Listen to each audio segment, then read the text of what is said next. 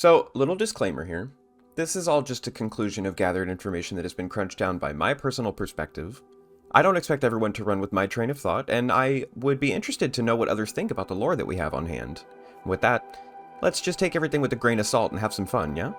When looking at the available map of the Rust Belt, it's easy enough to see the sort of faded markings indicating tunnels that move up to the northern mountains, which is where Stella Montis now sits after being uncovered in the major community event. Now, assuming we can run with this logic that markings on the map denote future material, there's actually quite a bit to chew on here, and I think it's worth digging into. Starting from the top left corner, just above the cliffs of Spaceport, there's two discernible markings of note. One looks like it could be forest jungle, or maybe forest danger, which could be nothing other than simple note of terrain, but the story does obviously have elements of environmental collapse and arc intervention in recovery.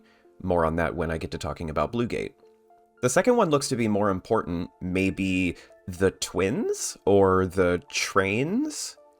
There are two towers in Spaceport, the North and South Trench Towers, so this could be a simple reference to the paired buildings on that edge of the local map. To the left of Spaceport, there's more scrawlings, but they're a little indiscernible due to the elevation lines and artistic shading.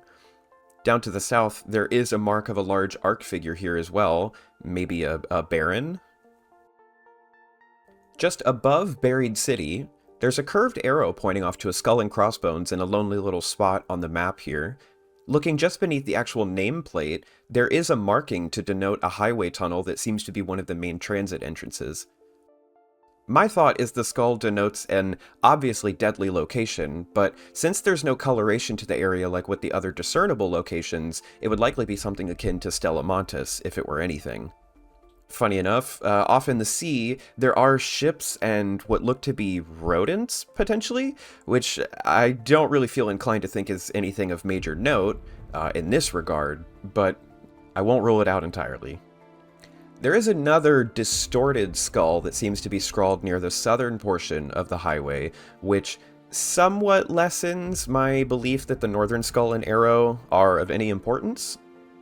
Now, this one is a little bit hidden here, but if you look beneath the nameplate of where the Spaceport events sits, there is a little location officially marked as the White Dunes Graveyard.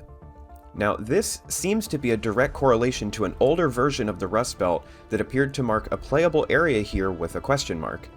Now, it is worth admitting that the map we will be given could be vastly different than what developers had in mind whenever this older map was a reference point, so a lot of the elements on the live map today could simply be remains of that development process and nothing more.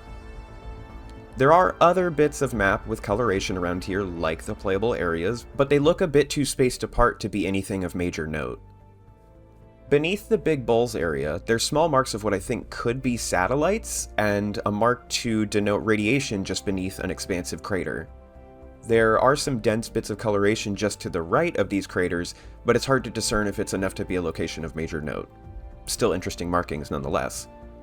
There is also this marking of a dog. That's cute. There's a circle of what looks to be potentially another satellite array. You'll have to forgive me if these are wrong or vast stretches of thought. I'm trying to decipher literal pixels of color here to make sense of what I'm seeing. There are at least 4 sub-locations within Toledo, including Speranza. The Codex does directly state that raiders from the various neighborhoods have grown increasingly territorial and hostile to one another, settling bitter rivalries by force outside of Toledo's security, which seems like a decent explanation of raider infighting when questioning PvP inclusion to the game. Also, there's a bit of a flub here, as this paragraph is repeated twice, but the word territorial has been replaced by possessive. The smaller locations seem to be Valto, Mertetta, and Ferox. I mean, these could be completely wrong. Given the lore places this somewhere around Italy, I would say the proper spellings are likely supposed to be Italian-leaning. With just these neighborhoods alone, I am very interested to see what more story could come out regarding raiders and the whole demeanor of interaction between the different neighborhoods more. There is another skull off to the side of Bluegate, just off the top corner of Battlegrounds.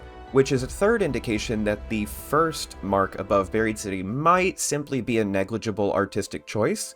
But I still won't rule the first one out, though, because it is the only one that has a skull and crossbones, and it has an arrow leading up to it, like Stella Montis.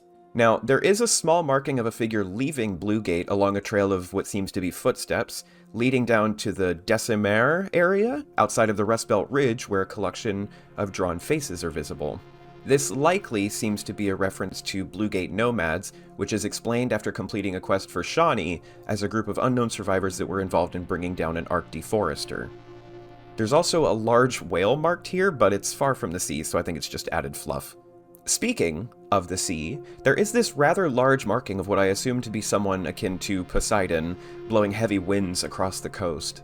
This marking in particular feels very "here there be dragons," which, as I understand it, is basically just a really old cartography way of saying things are dangerous over here and we don't know much about it. Whether it would be placed off the coast of Buried City or south of damn Battlegrounds, I would love to see a sea-based area of play like something with oil rigs or other major elements of the ocean. Just analyzing this one mark alone makes me think of Aquatic Ark and how intense that could be to fight against. That seems about all I can discern from the map itself, but also, I do want to touch on something else. Someone pointed this out in my last Ark video. There are 4 trails of color on the logo. Now, this is getting into the weeds a little bit, but just hear me out, okay? There are 4 trails of color, and if you look at the current skill tree, it only utilizes 3 of those given colors. Moreover, the elements of the individual branches are not symmetrical, so I don't think it would be too hard to squeeze a 4th branch in here and open up a whole new area of skill for raiders to pick through.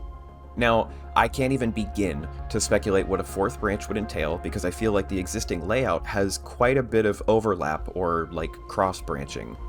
I feel some skills that are in mobility, for instance, could also have been swapped into survival, and the same with conditioning.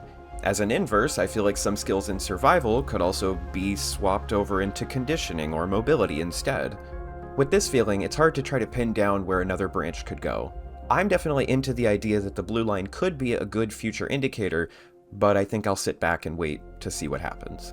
Now, I feel like the next update could hit in 2 days when the current live event ends, though history does show that updates have only hit on Thursdays. Update 1.4 was pushed just over a week ago at the time of recording, so I'm putting my metaphorical money on a Sunday to Thursday window this coming week. I like doing this kind of thing, and I'm really excited for what could possibly be coming down the tubes in the future, so hang about if you want to see what's what as it arrives.